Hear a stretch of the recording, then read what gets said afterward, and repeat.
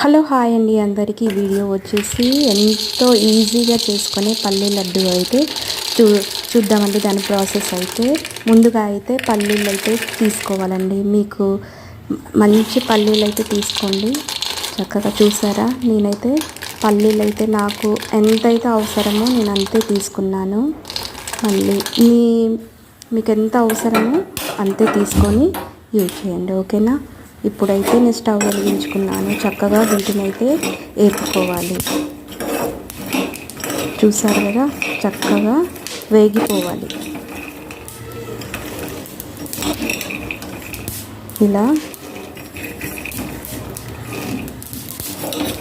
ఇలా అయితే వేగిపోయాయండి. వీటిని అయితే పక్కకు తీసేసి ఇలా దాని పొట్టు అయితే తీసుకోవాలి. కొంతమంది అయితే తీసేయరండి, అది మీ ఇష్టం.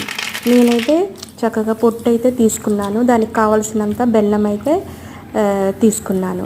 దీన్ని స్టవ్ వెలిగించుకొని ఒక చిన్న గ్లాస్ వాటర్ అయితే తీసుకున్నాను. బెల్లంలో వేసాను పాకం కోసం అండి. ఇప్పుడైతే మంచిగా పాకం అయితే రావాలి.